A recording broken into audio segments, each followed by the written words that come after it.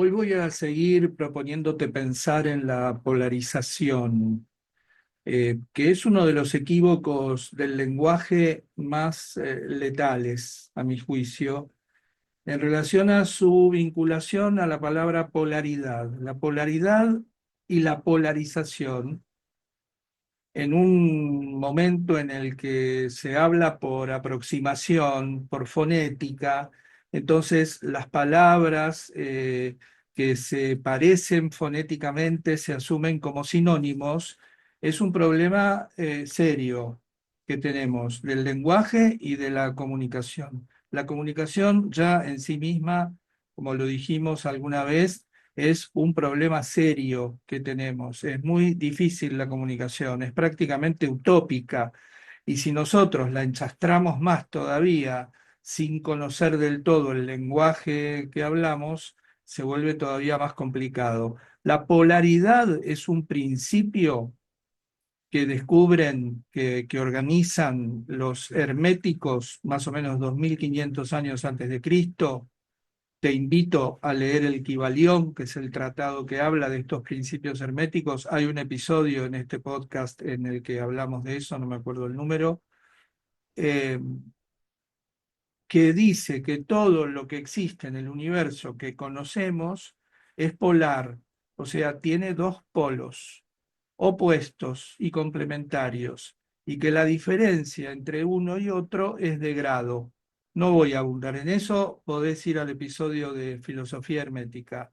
Eso es la polaridad, que tiene que ver con lo binario, justamente, a lo que se le tiene tanto miedo hoy. Decís binario, es como si dijeras una palabra muy horrible,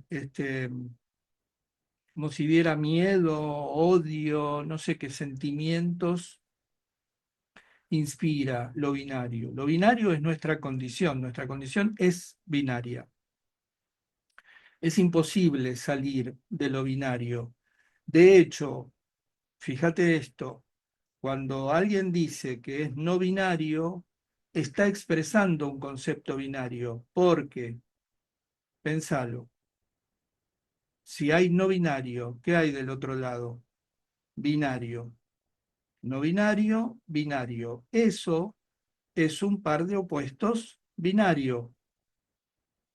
No se puede salir de lo binario, se puede trascender lo binario, se puede integrar un polo con el otro, se puede aceptar lo binario como tal y eso nos conduce a la unidad, pero no a la amputación del otro polo, que es esto lo que se propone cuando se dice no binario, aún sin darse cuenta, con las mejores intenciones, pero estamos tan habituados a la polarización que creemos que salir de la polarización es amputar el par y eliminar el polo que molesta.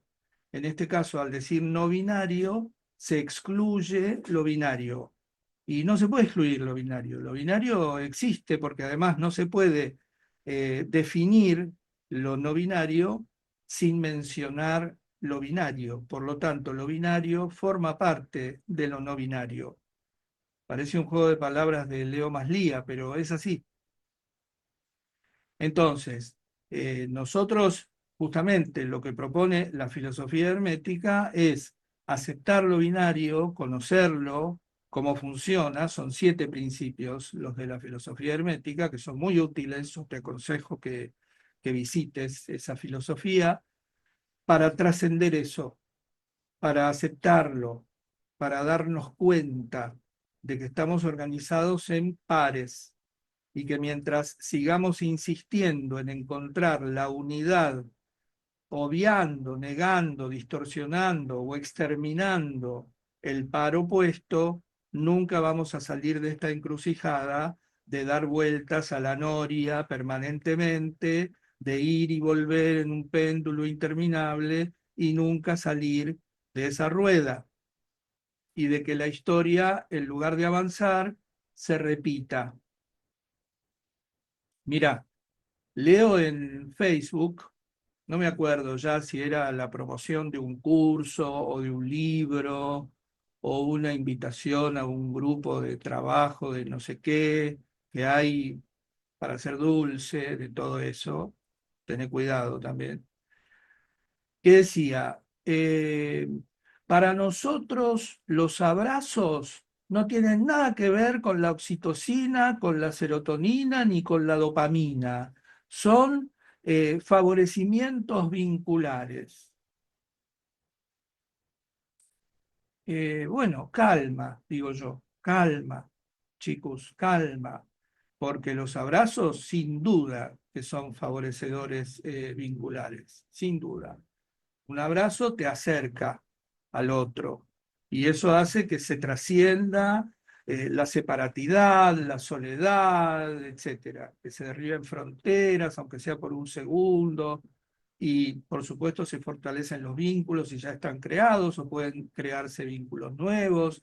La sensación que tiene un abrazo sincero es incomparable, no existe en otra circunstancia. Perfecto. Ahora, también se produce un movimiento de la oxitocina que tiene directamente que ver con lo afectivo, con lo vincular, de la serotonina que tiene que ver con el placer, de la dopamina que tiene que ver con la atención, con la concentración, con la presencia. Indudablemente, si querés podés investigar oxitocina, dopamina, serotonina, todas las sinas, estos neurotransmisores, ¿no? La endorfina, la adrenalina, la melatonina, que son sustancias, cosas que yo no sé cómo describirlas, la verdad que no tengo idea, pero que circulan en nuestro cuerpo a partir de nuestro cerebro y que producen reacciones químicas. Eso es innegable. Ahora, ¿cuál es, decime, cuál es el, el berretín, me sale una palabra que ya era vieja cuando yo era chico, de pretender que para que el abrazo sea un favorecedor vincular, no sea, no produzca, no devenga en reacciones químicas? ¿Para qué sirve eso?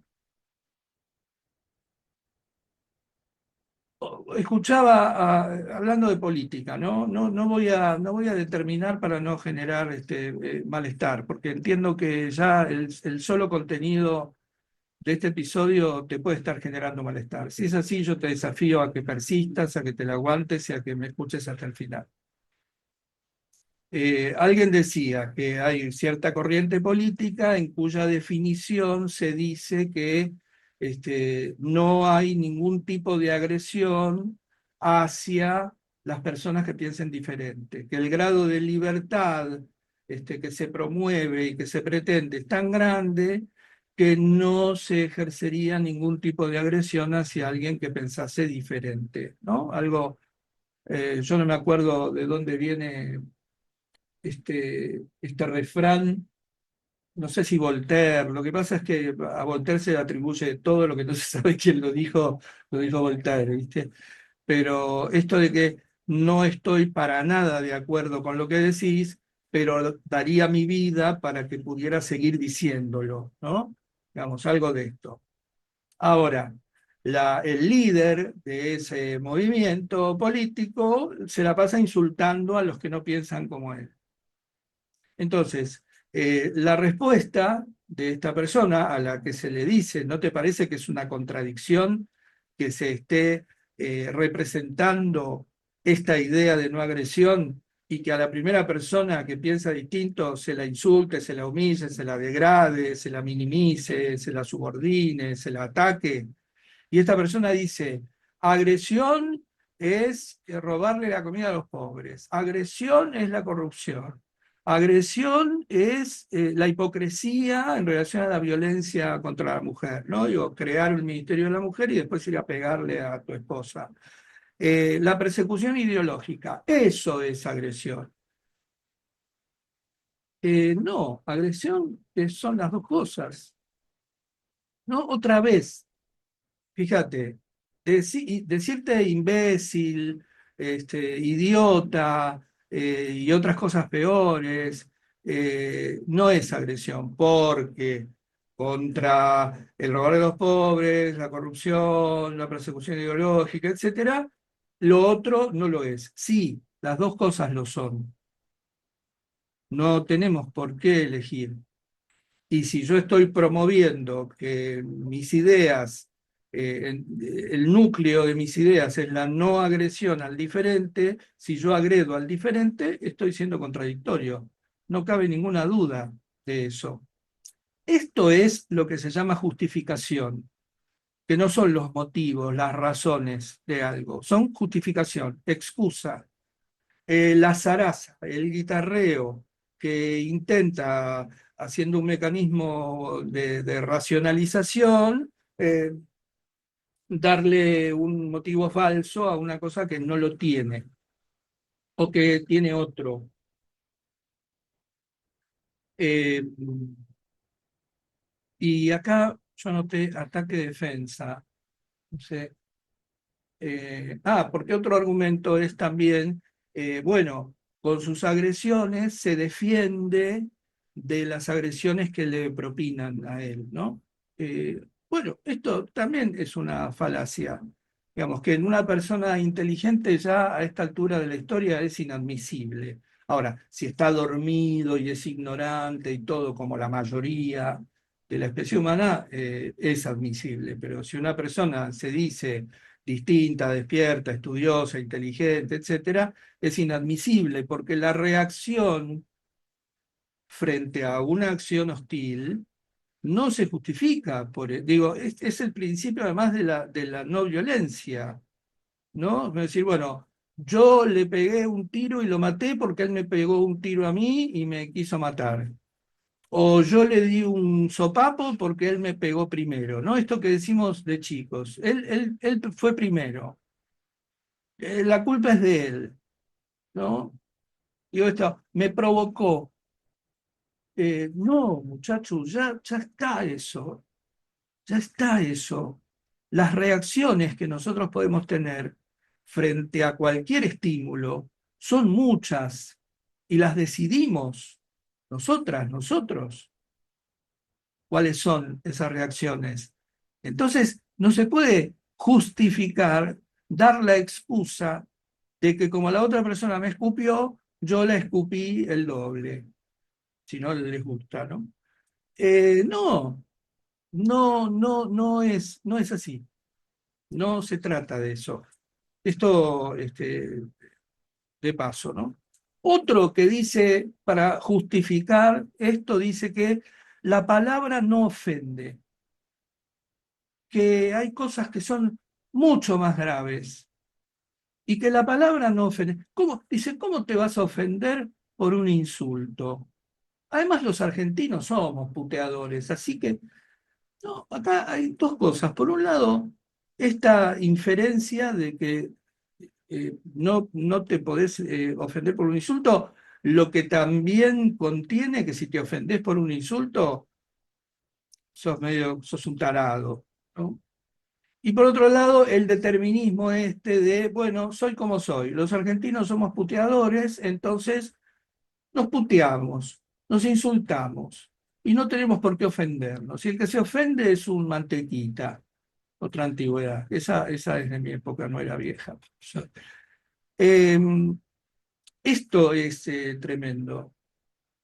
Se presenta la polarización también en otra cosa que escuché hace poco y que venimos escuchando desde hace bastante, en esta dicotomía entre el delincuente monstruoso y el delincuente víctima, ¿no? Entonces hay que elegir, o para vos los delincuentes son monstruos frente a los cuales no hay que tener ninguna piedad, o son víctimas, con lo cual hay que cuidarlos más que a las personas decentes. No, chicos, de nuevo, son las dos cosas. El delincuente es un monstruo nacido de una víctima. Es las dos cosas. Además, vos mismo, vos misma, no se lo cuentes a nadie si querés, pero sincerate interiormente, por lo menos. Vos también sos víctima y victimario, o no sos. Entonces, ¿de dónde sale otra vez ese berretín de decir, no, bueno, yo soy el que piensa que los delincuentes son monstruos que hay que castigar severamente sin contemplaciones. Yo, en cambio, soy la que piensa que los delincuentes son víctimas únicamente y hay que defenderlos y cuidarlos y dejar que nos asesinen y que nos maten, como en El asesino sin gajes de Ionesco, te recomiendo. No, no, no. Estamos en una situación que Gurdjieff, ya sabés que Gurdjieff es uno de mis Beatles, te lo conté, habla de la guerra, por ejemplo. En una clase, en un trabajo que está haciendo, le preguntan si es posible detener las guerras. ¿Por qué no se detienen las guerras? ¿No? Me parece que además en plena Segunda Guerra Mundial se le pregunta esto. Él dice, la guerra no puede desaparecer, porque está originada por un montón de factores, algunos muy lejanos, hasta quizá digo yo, ¿no? Él lo afirma, planetarios, y el hombre, el ser humano, no hace nada para resistirse a eso, se deja arrastrar por esas influencias externas. Porque, bueno, según la teoría de Gurdjieff, los seres humanos somos máquinas que obedecemos solamente a estímulos exteriores y justamente eso es lo que nos impide evolucionar, que no tomamos decisiones, que no hacemos nada por nosotros mismos, que no utilizamos ningún poder, que simplemente nos dejamos empujar por un viento o por el otro. Eh, pero él dice esto, sí, ¿qué es lo que está pasando? ¿Y qué es lo que pasa además con todos los movimientos reivindicatorios? Pensalo sin irritarte, sin ponerte nervioso. Dice Gurdjieff, esto lo dice en el libro de Uspensky, Fragmentos de una enseñanza desconocida, que estoy ahora mismo publicando todos los domingos un capítulo en YouTube. Es un libro extraordinario, urticante como una urticaria, pero fabuloso. Además, creo que voy a dedicarle un episodio de este podcast a uno de los capítulos justamente en el que habla de la guerra, que es extraordinario y que no quiero que se lo pierda a nadie. Entonces, bueno, lo voy a comunicar de distintas maneras por distintas vías. Eh, Gurdjieff dice, si se arma verdaderamente una organización de personas que se ponen en contra de la guerra, que quieren acabar con la guerra, invariablemente le van a hacer la guerra al grupo de personas que no piensa como ellos. O sea que, como te decía hace un rato de lo binario, no van a poder evitar la guerra, van a estar en guerra contra los favorecedores de la guerra. E incluso entre los opositores a la guerra va a haber guerra entre los que se oponen de una manera y los que se oponen de otra manera. O sea que la guerra va a ser inevitable. Lo que tenemos que hacer está antes de esto, es la conciencia de la polaridad y dejar de una vez para siempre, después de tantos siglos y siglos y siglos de fracasos, la idea de la polarización como la salida de la polaridad. La trascendencia de la polaridad es la tendencia a la unidad, no a la amputación. Fíjate además que en nuestro país, en Argentina, justamente por una cuestión de intereses políticos, se pretendió identificar una cosa rarísima, además impensable para la izquierda, ¿no? Digo, tanto la izquierda como la derecha han sido igual de autoritarias, arbitrarias, de coartadoras de libertades y todo esto, ¿no? Digo, ya sabemos que no querría entrar en esa polémica porque es todavía más urticante, pero es muy desagradable ver en una marcha del orgullo a un tipo gay con una remera del Che Guevara, ¿no? Que si lo hubiera conocido lo hubiera metido en un campo de concentración cuyo lema en la puerta era el trabajo los hará hombres, ¿no? Pero bueno, frente a este cambalache ideológico, un partido supuestamente de izquierda gobernante decide hacerse portavoz, apropiarse de lo inclusivo, de las políticas de género, del ambientalismo, del ecologismo, de la cultura y del arte, del apoyo estatal a la cultura y del arte, leo porque lo tengo anotado acá para no olvidarme nada, de la defensa animal, del feminismo, que además, chicos, ¿no les parece que ya feminismo es de modé? El feminismo fue una reacción muy importante hace muchos, muchos años, muchos. En la Grecia antigua se escribían comedias feministas, que hoy podemos considerar feministas, ¿no? Quién sabe si en ese momento se cuestionaban esto. Lisístrata de Aristófanes, por ejemplo. Las obras de Eurípides, que ponen a la mujer de una manera escandalosa en el lugar de la protagonista. eh, Muchos años. ¿No les parece que hoy sería más contemporáneo, más de avanzada hablar de igualitarismo, por ejemplo? ¿No es que lo que pretendemos es igualdad de derechos? Porque además entiendo que es de derechos, porque también esto empieza a resultar una contradicción en términos de polaridad. El principio masculino y el principio femenino son parte de la naturaleza y no tienen que ver con el macho y con la mujer dominada o empoderada. No tiene nada que ver con eso. Eso es achicar mucho el asunto. El principio masculino y el principio femenino son los que generan la generación redundantemente, ¿no? Son los que procrean, los que generan un tres, ¿no? Es la tesis y la antítesis de la dialéctica, es el planteo y el nudo del desenlace, es eso, es el polen y la no sé qué, es eso. No es una cuestión de poder de uno sobre el otro, no existe eso en la naturaleza, pero sí existen el principio masculino y el principio femenino. No hay otra manera de concebir la generación si no es por un principio masculino y un principio femenino. Ahora, que en un hombre coexistan el principio masculino y el femenino, y en una mujer el femenino y el masculino, en diversidad de grados, por supuesto, pero eso no quiere decir no binario, ni quiere decir feminista o machista o disputa de poder. Sí, si estamos muy dormidos, muy dormidas. Y lo que tenemos que hacer es despertarnos, no seguir peleando entre sueños, no seguir haciendo peleas de sonámbulos.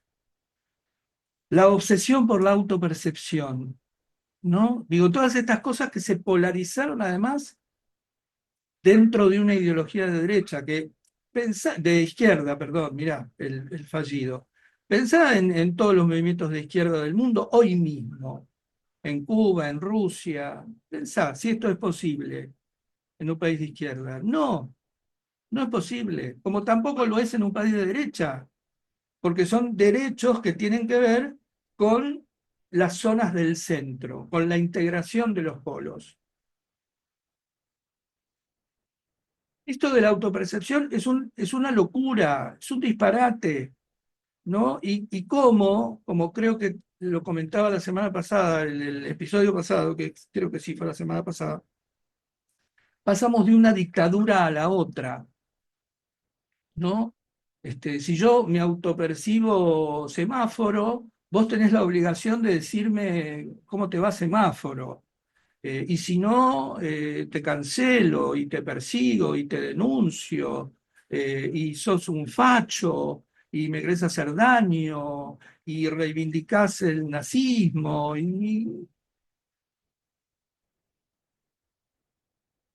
Vivir y dejar vivir, ¿no? Es algo que no terminamos de aprender todavía, ni de un lado ni del otro, o sea, justamente, ¿no?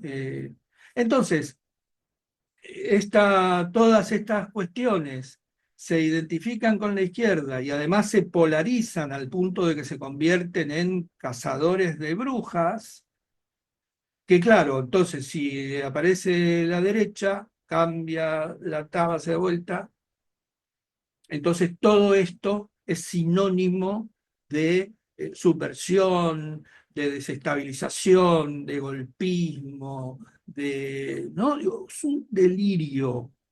Tratá de pensarlo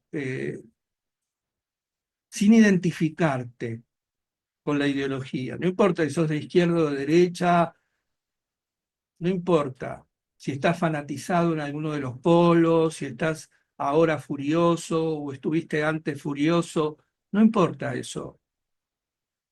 Pensalo relajada, distanciada. Es un delirio. Y además intelectualmente es deplorable. Es así de chiquito, así de chiquito. Estoy haciendo un gestito como de una nuez, así de chiquito.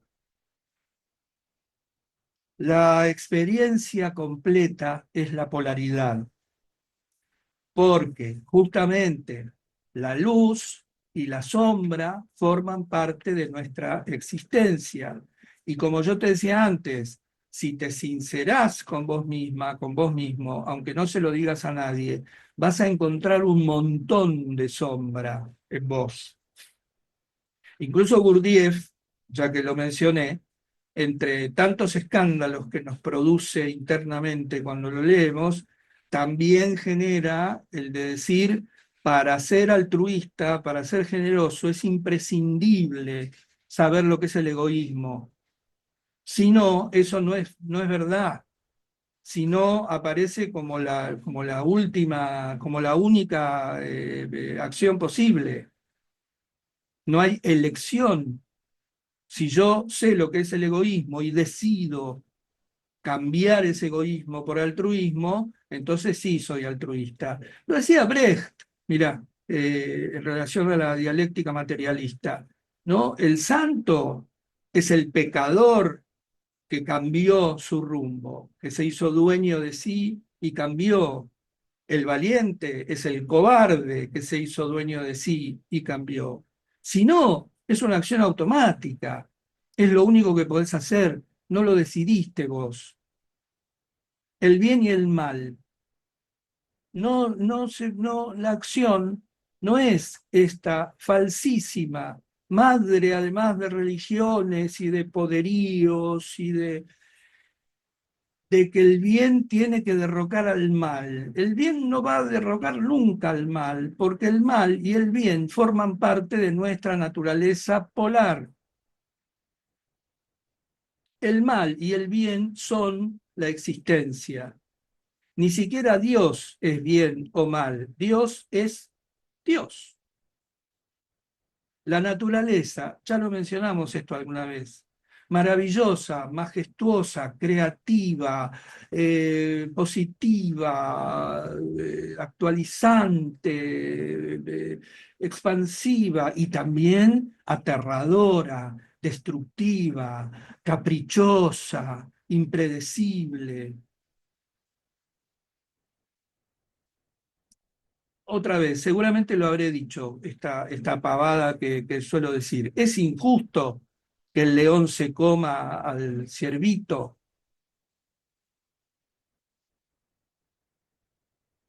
El león es el mal y el ciervito es el bien. Es muy chiquito ese pensamiento, chicos. Hay que despertarse. Hay que empezar a ver de verdad. Los seres de luz, desconfía de los seres de luz. Tené cuidado. Te lo digo con mucho amor, de verdad. Desconfía de los seres de luz. No existen los seres de luz. Existen los seres de luz que esconden su sombra para que vos no la veas y para poder embaucarte mejor. Generalmente los seres de luz te quieren vender algo, fíjate. No te ofrecen nada, te venden los seres de luz. Entonces, evidentemente es una estrategia lo del ser de luz. Las heridas que se esconden. A mí me genera mucha tristeza cuando estoy en una reunión, en un estreno, en una jornada de algo, en no sé, cumpleaños y festividades y todo eso, hace ya bastante tiempo que logré retirarlas de mi vida, pero en el que veo que la gente que quiero, que me quiere, en lugares donde me siento bien tratado y estoy de alguna manera cómodo en varios aspectos, pero me entristece, me distancia y me hace tener ganas de irme la percepción de la herida escondida. Todos tenemos heridas, pero creemos por alguna razón que tenemos que esconderlas, que tenemos que disimularlas, maquillarlas, taparlas, disfrazarlas y hacer de cuenta que no las tenemos para vincularnos con los demás. Por supuesto que la frivolidad, que Oscar Wilde decía que era la peor característica negativa del ser humano, te dice que es un embole, que es un bajón, que es un garrón, que es aburrido, que para qué nos vamos a contar las tristezas, que nos alegremos y que bailemos y que nos emborrachemos. Bueno, eso también es así chiquito. Otra vez estoy haciendo la nuestra. Digo esto para Spotify, que no me ven. Eso es muy chiquito. Eh, la herida la llevamos todos, todas. Entonces, no estaría mal que la compartiéramos. Pero otra vez, claro, no es que los cumpleaños o las reuniones o lo que fuere deberían convertirse en un velorio o en una mancomunación de lamentos. No, no, eso sería polarizado también. De lo que hablamos es de esto, de que entendamos que estamos bien en ese momento, pero también estamos mal, que en algunos aspectos estamos bien y que en otros estamos mal, que algunos yoes de los múltiples que nos habitan están muy bien y otros yoes de los múltiples que nos habitan están mal, y que todos, todas estamos en la misma condición. No es que, uy, ahí llegó el depresivo, ahí llegó la victimizada. No, no, todos estamos en la misma situación. Algunos lo vemos con más coraje y otros pretenden no verlo o distorsionarlo. El error, la desesperación por evitar el error. Ahora, es paradójico, porque con esa supuesta desesperación por evitar el error, lo único que se hace es cometer errores, lo único que se hace. Eso es, además, bueno, ese es otro capítulo, ¿no? Que tiene que ver con la educación. Yo veo que en las instituciones, en los comercios, en los lugares, la gente está cada vez menos preparada, no saben resolver conflictos mínimos. Vos les señalás que si no quieren que esto esté torcido, lo enderezan y mirá, ¿no? Como estamos en un nivel así medio de película cómica de ciencia ficción en relación a eso. Pero el error con mayúsculas, que es el que genera aprendizajes, el que no podemos evitar jamás, el que no podemos evitar que se produzca, lo que los griegos llamaban amartía, ¿no? El error inevitable, el error porque no vemos, porque no sabemos, porque nos distraemos, porque no alcanzamos determinados niveles de comprensión de las cosas o de resolución de conflictos, etcétera, nos hace crecer, nos genera aprendizaje. Los errores son bendiciones, son imprescindibles además. No solamente no hay que evitarlos, hay que aceptarlos y tolerarlos, son imprescindibles. Si no los tuviéramos, deberíamos pedirlos. Ahora, esa necesidad contra natura, eso sí es contra natura, eso es contra natura, no una orientación sexual difícil de entender. Esto es contra natura. El pretender evitar el error, hacer de cuenta que no existe, disimularlo, querer resolverlo rápidamente de cualquier manera, genera una ansiedad más tóxica que el veneno para ratas. El pánico a la mala decisión, justamente para evitar el error. La decisión no es acertada, es asertiva. Es la decisión que nosotros consideramos en pleno uso de nuestras facultades, o por lo menos todo lo pleno que podamos en ese momento, la que consideramos adecuada, la que consideramos que es la que nos corresponde tomar. Después vienen las consecuencias, claro, siempre hay consecuencias. Y siempre hay consecuencias positivas y consecuencias negativas. Y cuando esas consecuencias se manifiestan, volvemos a tomar una decisión. Pero no hay mala decisión. La mala decisión es la que no se toma asertivamente, la que no se toma a conciencia, presentes, la que no decidimos nosotros, la que consideramos que deberíamos tomar, la que consideramos que va a estar bien visto que tomemos, la que no nos huele bien, pero nos parece que nos puede convenir para conseguir algún beneficio. Esas son las malas decisiones. Pero la mala decisión, porque podemos estar cometiendo un error, no existe, es ridícula, porque siempre estamos cometiendo un error. Y siempre que ganamos algo, perdemos algo. Entonces, muchachos, polaridad es condición humana. Polarización es un movimiento humano que nos complica la vida. La vida es compleja y nosotros nos la complicamos. La vida es compleja en su polaridad y nosotros nos la complicamos con la polarización.